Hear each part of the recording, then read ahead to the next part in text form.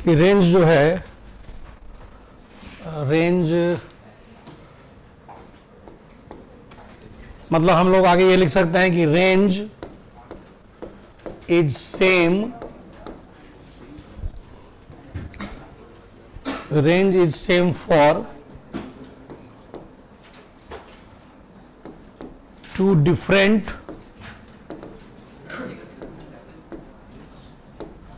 Value of H, है ना। H यानी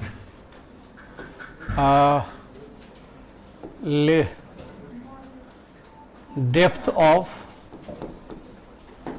whole from level of water, ठीक है, two value of H, that is h and h minus sorry h and h minus h। Figure बना के दिखा सकते हैं इसी चीज को।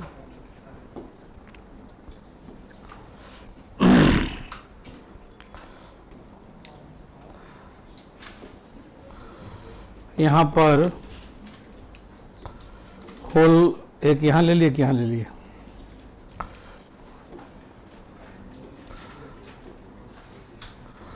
ये हाइट h है ना। यहां से भी यहीं गिरेगा और यहां से भी यहीं गिरेगा, रेंज सेम है।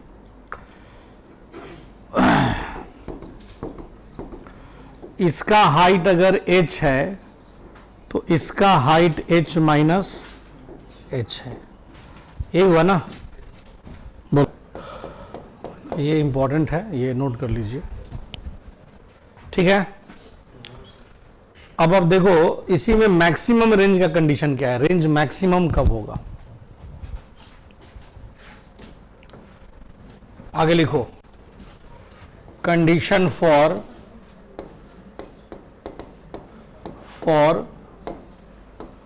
मैक्सिमम रेंज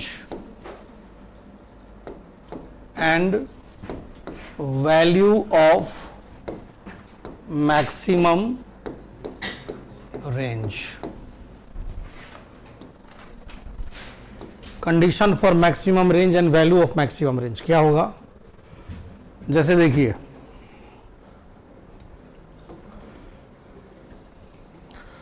एक कंटेनर है, ये पूरी तरह से भरा हुआ है,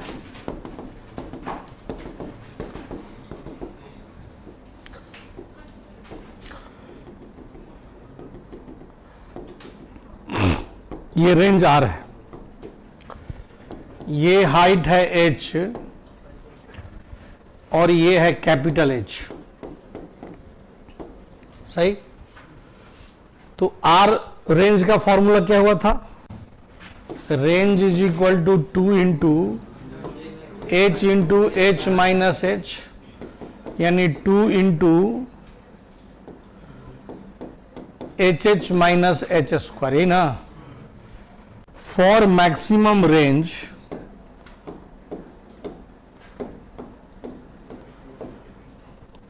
D R upon D H बराबर 0, एच तो वेरिएबल है ना, कहां पे होल करें, तो D R by D H 0 कर देंगे, डिफरेंशिएशन 0 करेंगे, कितना आएगा, D R by D H 2 into 1 by 2 root H H minus H square into H minus 2h बराबर 0, ठीक है। इधर लिखो फिर h बराबर आ गया h बाई 2, नहीं आ गया, h कितना आ गया, मतलब क्या, बिल्कुल बीचों बीच, होल अगर बिल्कुल बीचों बीच किया जाए तो रेंज क्या होगा, यानी that is for maximum range hole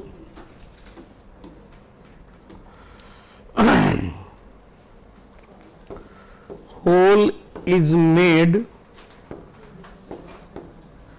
at midway, है ना, hole is made at Midway.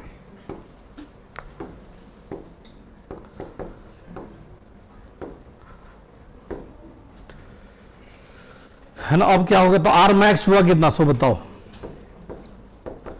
यहां पर स्मॉल एच के जगह पर h/2 पुट कर दो, h/2 इंटू h/2, ये ना बचेगा, तो कितना जाएगा, यानी h/2। तो मैक्सिमम रेंज का वैल्यू आ गया यहां पर h/2। रेंज मैक्सिमम कंडीशन क्या हुआ, बिल्कुल बीच में होल करेंगे तो रेंज मैक्सिमम होगा, और मैक्सिमम रेंज का वैल्यू टोटल हाइट जहां तक पानी भरा हुआ है उसका आधा, ये मैक्सिमम रेंज है। लिखिए नेक्स्ट में आइए, एक सिचुएशन, एक एग्जांपल कर रहे हैं। एक टेबल है, टेबल का हाइट है कैपिटल एच, और इस पर एक कंटेनर रख दिया गया है।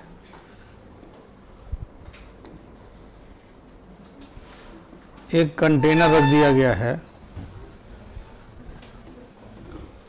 और इस कंटेनर में पानी भर दिए कितने हाइट तक,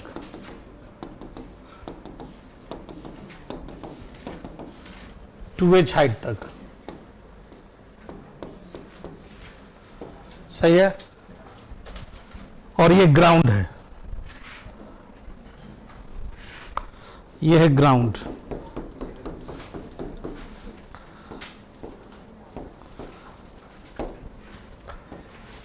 सवाल है कि कंटेनर में कहां पे होल करें कि ग्राउंड पे इजेक्टेड वाटर जेट का रेंज क्या हो जाए, मैक्सिमम हो जाए।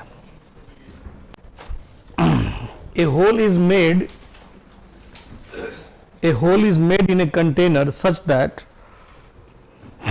a hole is made in the container such that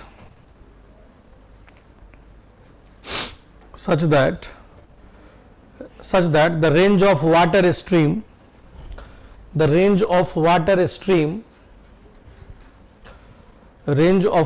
stream on the ground is maximum. Find the maximum range. क्या करेंगे? तो पहला बात तो यह है कि कहां पे होल करें, तो वही कानून यहां भी लागू है, बीच में, एकदम बीचों बीच। टोटल हाइट ग्राउंड से कितना है, 3h, तो 3h/2 पे होल करेंगे। कहां करेंगे, जैसे सपोज करो यहां पे होल किए, यहां पे होल किया गया, तो ये अगर h है तो फॉर मैक्सिमम रेंज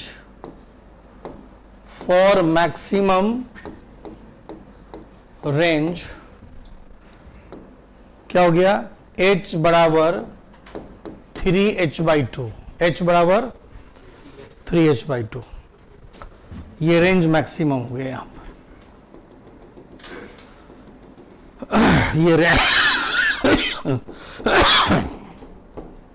ये रेंज मैक्सिमम हो गया, सही है। अब आर मैक्स निकालो ना, R max is equal to, यहां पर वेलोसिटी v बराबर √2gh, है ना। तो आर मैक्स कितना हो गया, 2gh इंटू टी। अब देखो 2gh कितना, 3h/2, और ये हाइट भी कितना है, ये हाइट भी 3h/2 है। तो टाइम क्या करेंगे, टाइम यहां से यहां आने का 2h/g होता है, अंडर रूट, तो अंडर रूट 2h, h का कितना, 2 इंटू 3h/g, ये कट गया है, 2 से 2 कट गया, कट गया था, काटो। तो रेंज 3H आ गया जी। वहां भी रेंज H आना चाहिए था हमको लगता है, नहीं H/2 हम लोग निकाले है ना, वही तो H आता है रेंज, समझे? हम लोग गलत फॉर्मूला लगा दिए। पीछे देखो, लाओ दो, पीछे जो हम लोग किए कि रेंज जो निकाले for maximum range R max लिखे थे, ध्यान दो पीछे वाले में, आर मैक्स बराबर 2 इंटू H/2 इंटू H/2 आया था ना जी। तो ये H ना बचा, समझे? सही करिए पीछे। जो मैक्सिमम रेंज निकाले हैं, कंडीशन फॉर मैक्सिमम रेंज में जो मैक्सिमम रेंज निकाले, मैक्सिमम रेंज H के बराबर होगा, यानी जितने हाइट तक पानी है उतना ही मैक्सिमम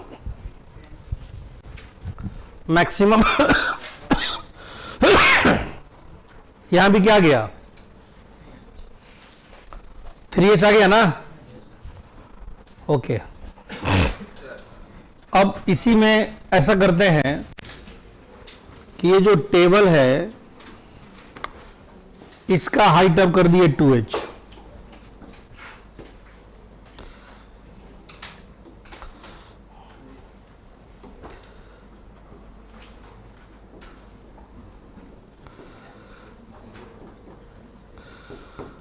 टेबल का हाइट है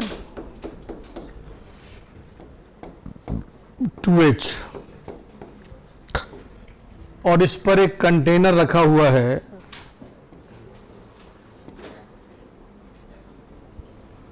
एक कंटेनर है, इसका हाइट है H, इसमें H हाइट तक पानी भरा हुआ है, H हाइट तक।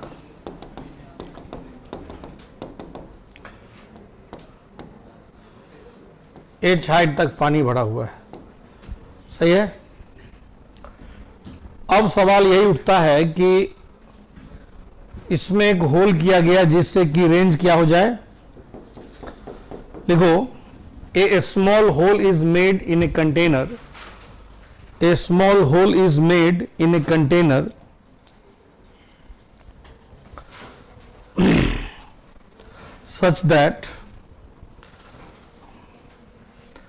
such that the horizontal rate of water stream,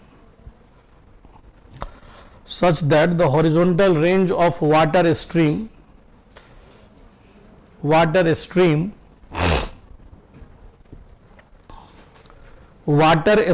ejected from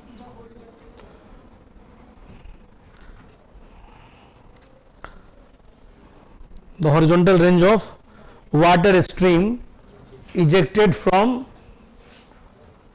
hole is maximum. Find the maximum range. Find the maximum range. अब क्या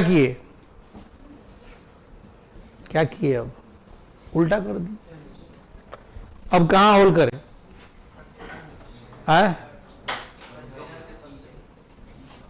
कंटेनर के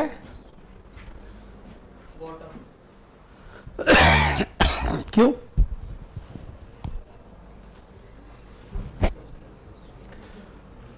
ऐसा सिचुएशन जब भी आए, जब टेबल का हाइट ज्यादा हो और कंटेनर में पानी का हाइट कम, तो मिड पॉइंट तो फिर टेबल में आ जाएगा ना, तो टेबल में तो होल करने से काम चलेगा नहीं।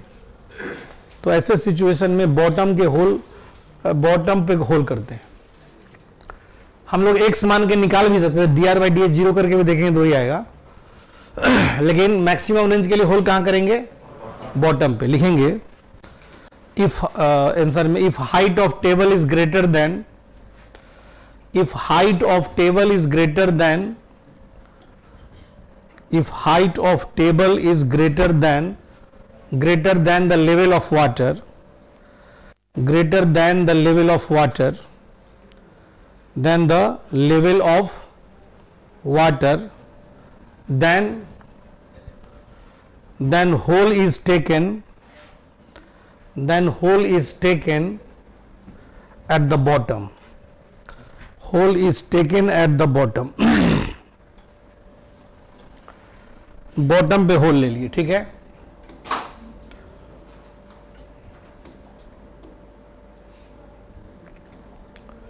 ओके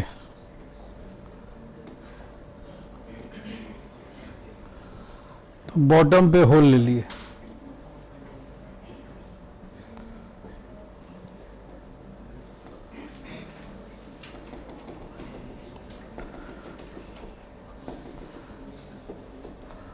यहां पर लेंगे रेंज। अब देखो जी ये हाइट है 2h और ये हाइट है h, तो यहां पर वेलोसिटी क्या हुआ 2gh। अब ये r मैक्स है, r मैक्स क्या हुआ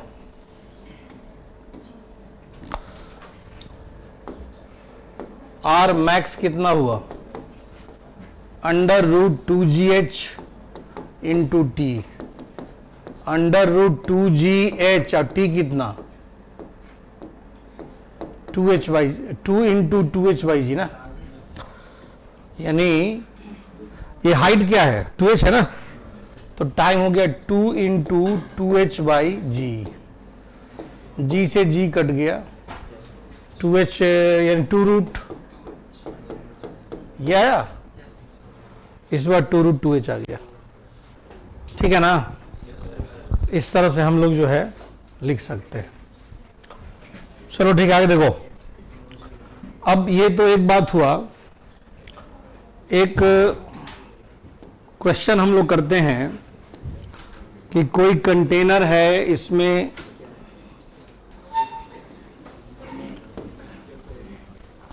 पानी भरा हुआ है, इसमें कोई होल कर दिए यहां पे और h हाइट तक इसमें पानी रखा है,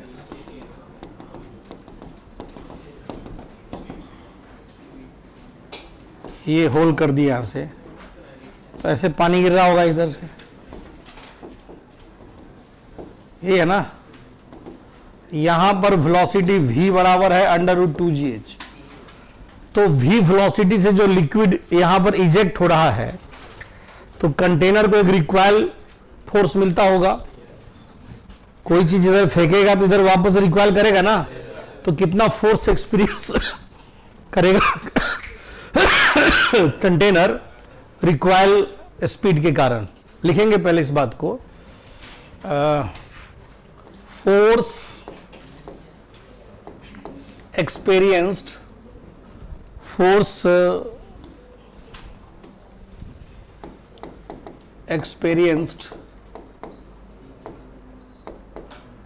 by container due to water ejected through hole, है ना। Force experienced by container due to, सुन लीजिए क्या होगा, तो every action has equal and opposite reaction. जितना कंटेनर इसको इधर धक्का दे रहा है उतना ही ये वापस धक्का देगा, तो फोर्स क्या हो जाएगा, तो जितना फोर्स इस पे लगा, किस पे, वाटर पे जो इजेक्ट हो रहा है, उतना ही वापस लगेगा ना।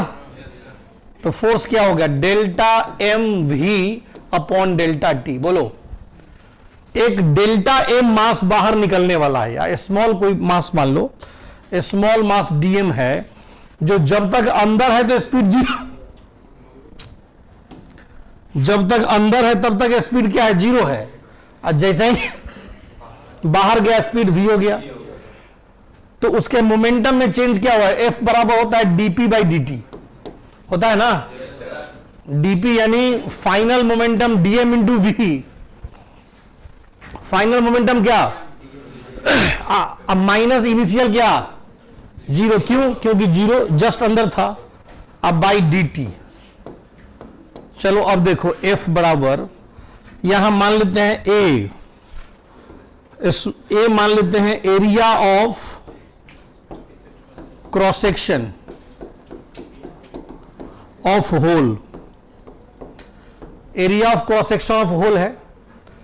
चलो खैर, तो एफ बराबर डेल्टा एम कितना, density into area into DX. मान लो यहां पर एक इस डीएक्स थिकनेस का पानी बाहर निकला होगा, इस डीएक्स थिकनेस का पानी, डीएक्स लेंथ का पानी बाहर निकला होगा,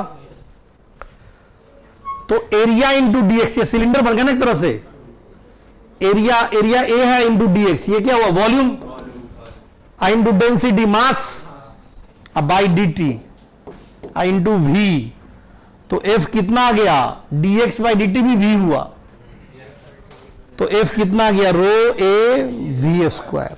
तो इतना फोर्स महसूस कर रहा है कौन, वाटर पे इतना ही फोर्स लगा, तो कंटेनर पर भी इतना ही फोर्स लगा। तो ये फोर्स है रो ए वी स्क्वायर, जहां ए क्या है, होल का cross sectional area, V velocity, F force है। अब एच हाइट पे ये है अगर, तो एच हाइट पे वेलोसिटी क्या है, अंडर रूट 2gh, तो यहां वी स्क्वायर की जगह पे 2gh पुट कर देंगे तो फोर्स आ जाएगा ना। आगे एक सवाल करो तो,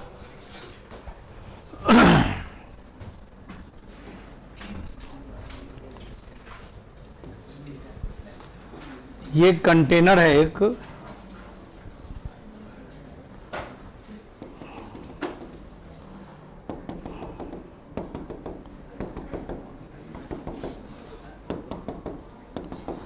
नीचे का जो लिक्विड इसका डेंसिटी है 2 रो, और ऊपर में इसके जो लिक्विड है इसका डेंसिटी है रो। एक होल किए हैं इसके बीच में, एक होल इसके बीच में,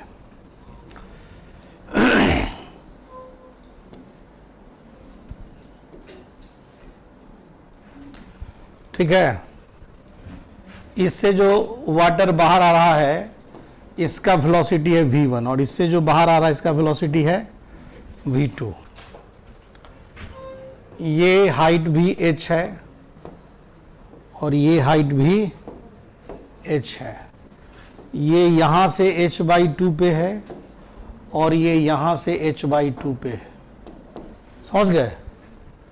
क्वेश्चन क्या है सुनो, find v1 by v2। v1 by v2 कितना होगा निकालो,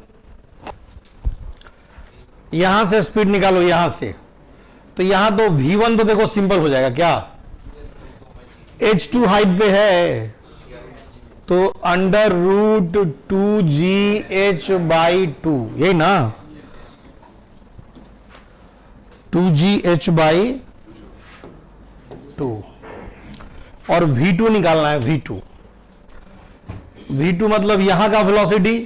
तो एक बार यहां और यहां के बीच में बर्नौली थ्योरम लगाओ ना, क्योंकि डायरेक्ट तो हमारे पास कोई फॉर्मूला है नहीं जब डेंसिटी बदल रहा हो, तो फिर बेसिक से बनाएंगे। बेसिक से कैसे बनाएंगे, अंदर और जस्ट अंदर और जस्ट बाहर, मान लो ए पॉइंट और बी पॉइंट के बीच में बर्नौली थ्योरम लगा के क्या लिखेंगे, also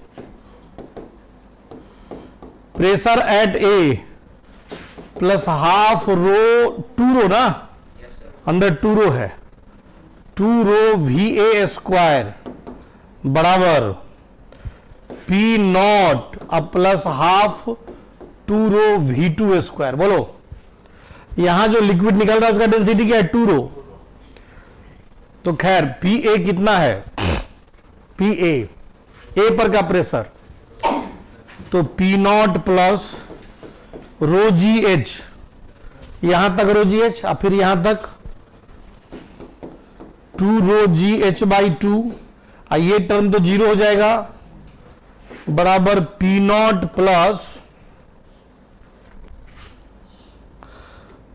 plus half 2 rho v2 square. P naught से पी नॉट कट गया, 2 से 2 कट गया, रो जी एच 2 रो जी एच, 2 रो जी एच, बोलो जी, is equal to half 2 rho v2 square. 2 rho से 2 रो कट गया, v2 कितना आ गया, V2 आ गया √2GH, देखो ना, और ये आ गया √GH, है ना। तो V1/V2 कितना आ गया फिर,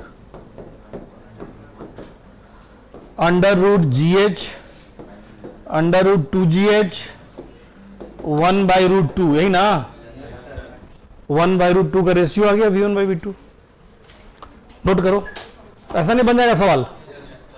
मान लो कि इस तरह से होल दिया हो, अलग अलग लिक्विड है, तो हम लोग सीधे अंदर और बाहर में क्या लगा देंगे, बर्नौली थ्योरम।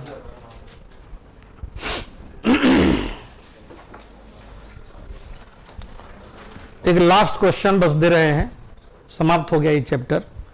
एक और सवाल देना है हमको, लिखो तो, ए साइफन ट्यूब, देखो ना साइफन, SIPHON, हो गया, जल्दी लिखो जल्दी लिखो।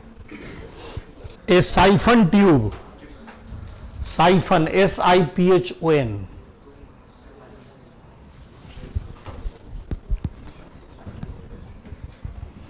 है ना। A siphon tube is useful to, a siphon tube is useful device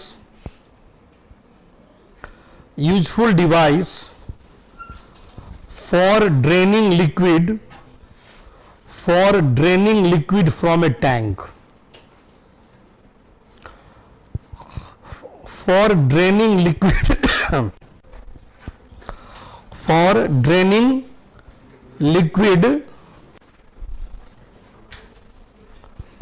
from the tank, ठीक है ना। फॉर दिस पर्पस,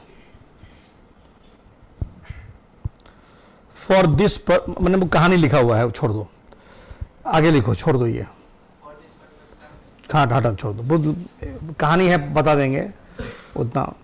पहला सवाल लिखो, पहला question, derive an expression for the speed v of the fluid, speed v of the fluid, speed v of the fluid emerging from the tube, emerging from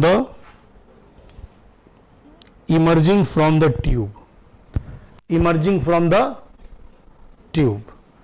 Derive an expression for the speed v of the fluid emerging from the tube. हो गया।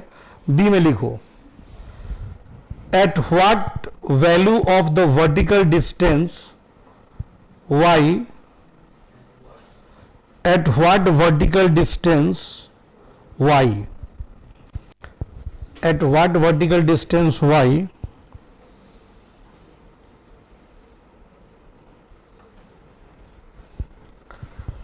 at what value of the vertical distance y will the siphon stop working, will the siphon stop working।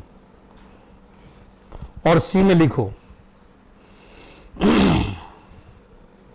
सी में derive an expression for the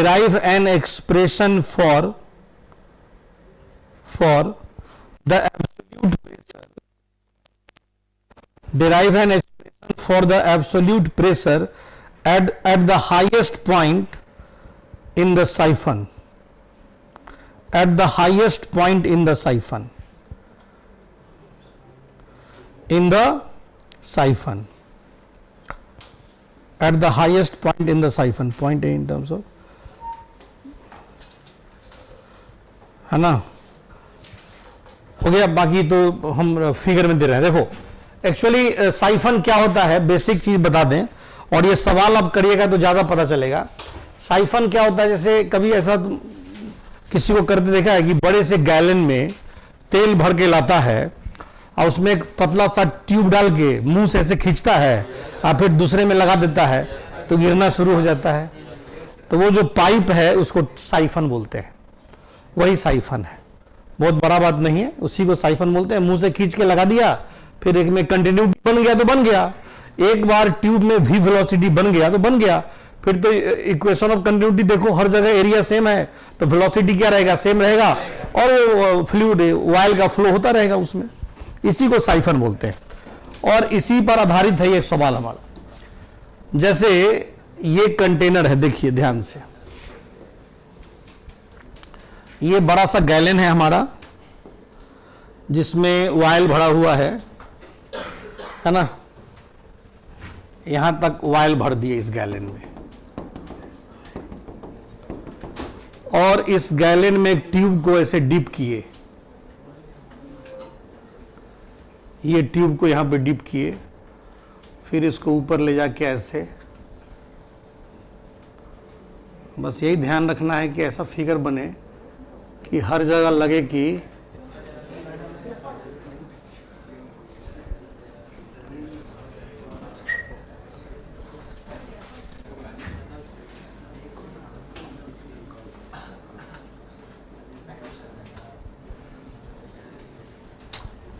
क्या है यार, कभी कभी इतना mood खराब करता है।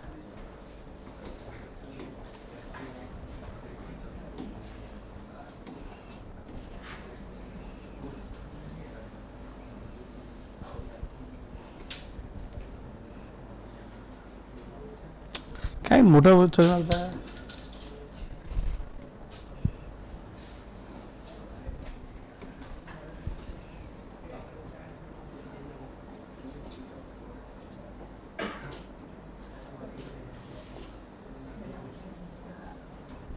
बड़ा मुश्किल है।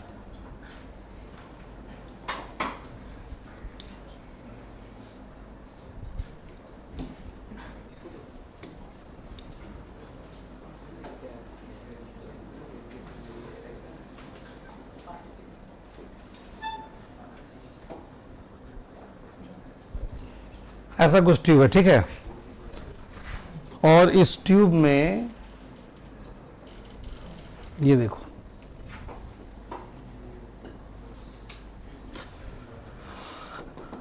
ये हाइट हमको y दे रखा है, ये वाला हाइट, और ये हाइट h दे रखा है, ये वाला, ठीक है, और ये हाइट जो है वो d है। रो दिया हुआ है डेंसिटी ऑफ वाटर। यही बनाना है साइफन का जो सवाल है, पहला दूसरा तीसरा सवाल बनाना है। करिए। एक चीज पहले समझो, जैसे ही पानी इसके अंदर घुसेगा स्पीड उसका हर जगह, अगर हम मान लीजिए इस पॉइंट को, जस्ट अंदर का पॉइंट ये है, इस पॉइंट को मान लेते हैं 1, ये सबसे ऊपर का पॉइंट है, इसको मान लेते हैं 2, और ये जस्ट बाहर का यहां का पॉइंट है, इसको मान लेते हैं 3, जो बाहर निकल गया। ये v वेलोसिटी से क्या हो गया, ये इसको 3 मानो, यहां पर ये 3 है और ये 4 मान लिए, इसको कहां पे,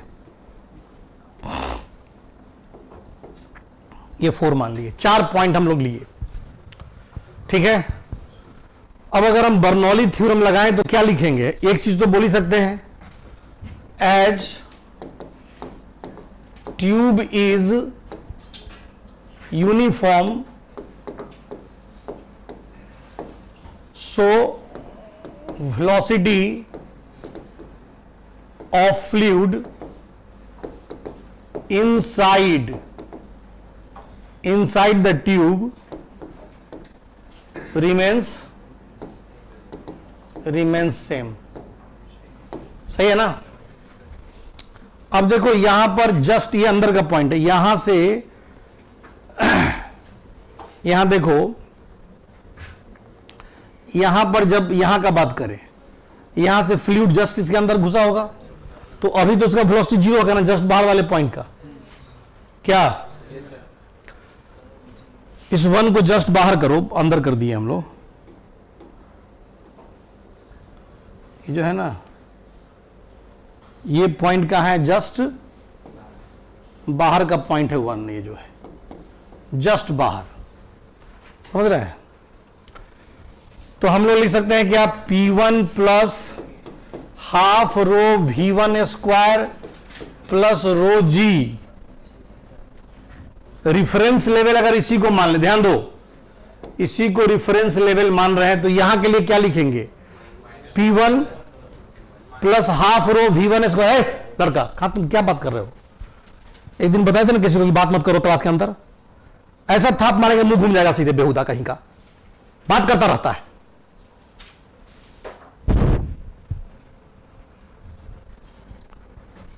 P1 प्लस हाफ रो V1 स्क्वायर कितना, रो जी माइनस करेंगे ना, रेफरेंस लेवल के नीचे ए पॉइंट के लिए बात कर रहे हैं।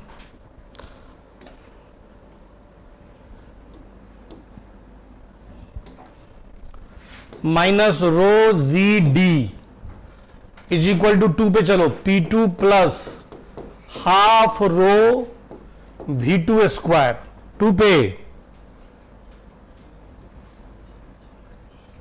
अब प्लस कितना, प्लस रो जी एच, सही है, इज इक्वल टू कहां पे, 3 पे, P3 प्लस हाफ रो V3 स्क्वायर। इधर रेफरेंस लेवल पे नहीं आ गया, इसमें कोई रो जी एच नहीं होगा। फिर 4 पे आइए, is equal to P4 plus half rho V4 का स्क्वायर माइनस रो जी वाई। रेफरेंस लेवल से वाई नीचे है ना ये,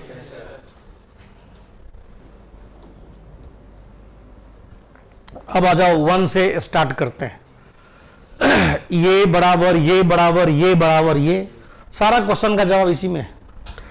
P1 क्या था, जस्ट पाइप के बाहर था, तो ये P0 P1 क्या हो जाएगा, P0 के बराबर, V1 क्या हो जाएगा, 0 होगा कि नहीं होगा, लिख दे फिर से एक बार। अरे जस्ट बाहर, सॉरी सॉरी सॉरी, जस्ट बाहर 0 कैसे होगा यार, अंदर में है ना,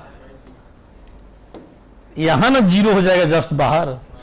चलो खैर कोई नहीं, तो P1 लिखो यहां से। अब फिर से क्वेश्चन लिखो, P1 कितना, P0 plus rho G D, सही, P0 plus,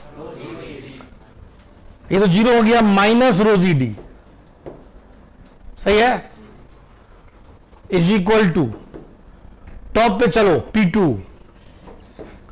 P2 plus half rho V square plus rho ji H is equal to P3 plus half rho V square.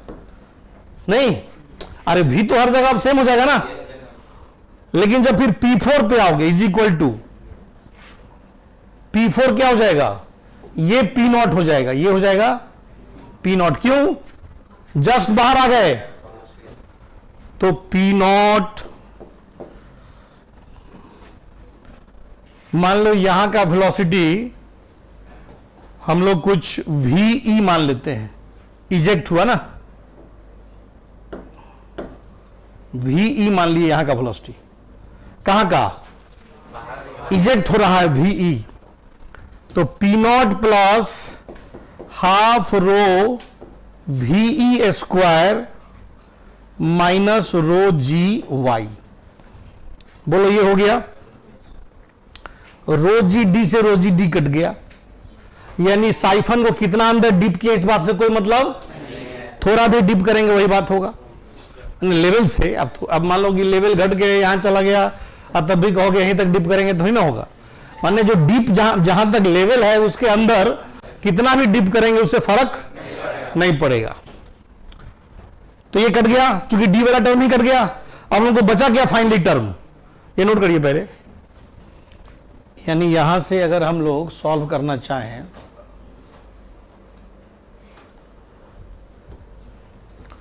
तो क्या लिख सकते हैं, सबको किसको किससे इक्वेट किए, P0 is equal to P2 plus half rho V square plus rho ji H is equal to P3 plus half rho V square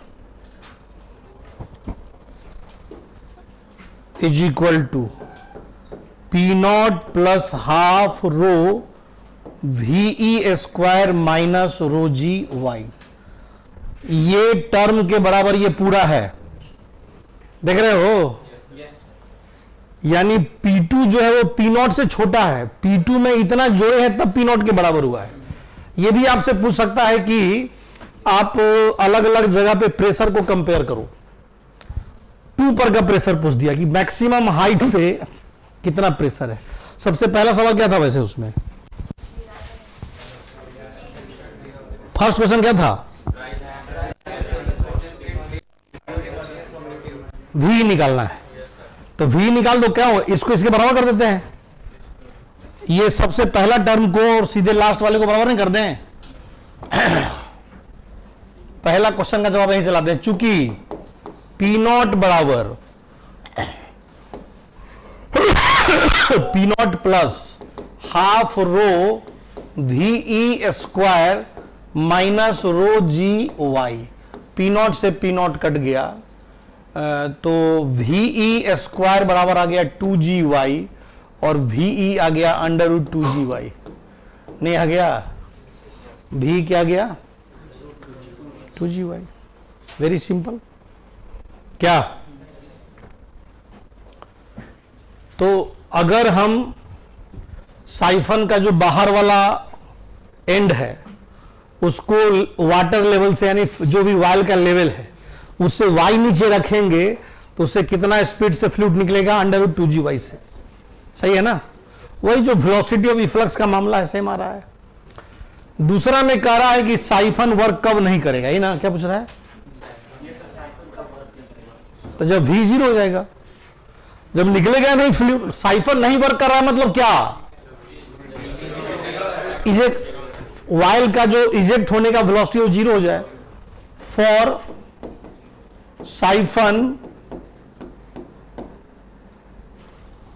siphon will not work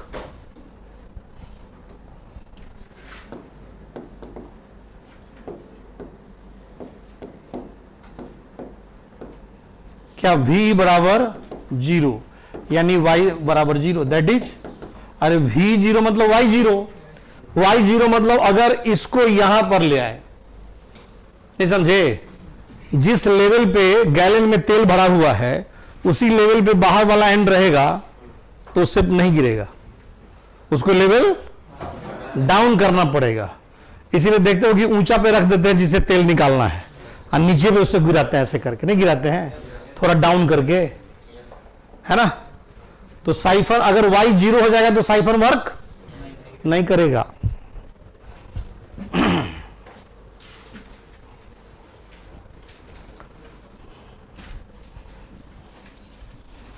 ठीक है, मिटा दें। दूसरा सवाल में क्या कर रहा है? दूसरा हो ही गया, तीसरा P2 निकालना है, तो P2 तो निकल ही गया। अरे किसी को बराबर करो ना जी, हैं? हाँ, इसके P2 बराबर, P2 निकालना है तो यहां से P0 माइनस ही आ गया। अब V नहीं पता है, V पता है, किसी से V निकलेगा? V नहीं, जैसे हमको V निकला हुआ है, V तो मालूम है √2GY, ठीक तो है? तो V अगर निकला हुआ है तो अगर हम लोग इसको वहां पे रखेंगे V का वैल्यू, तो फिर तो वही आ जाएगा। बात वही है, नहीं? ठीक है, यही करो, हो गया ना ये? अब आप किसी के बराबर करिए यहां पर,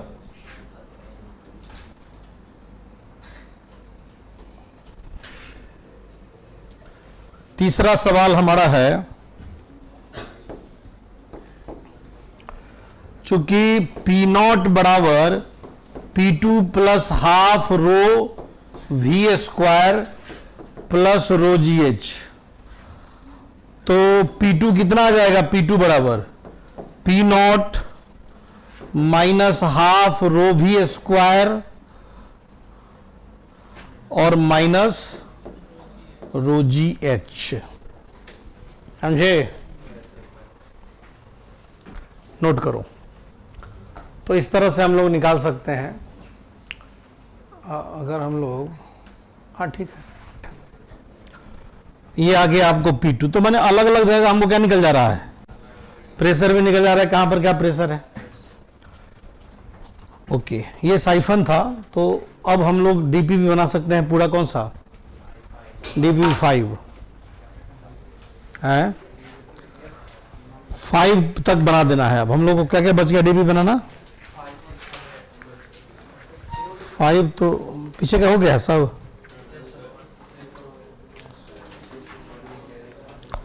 5 बनाओ, 5 में कितना सवाल है, 6 18 क्वेश्चन है। तो डीबीबी 5 बनाइए। अगले क्लास में हम शुरू करेंगे इलास्टिसिटी।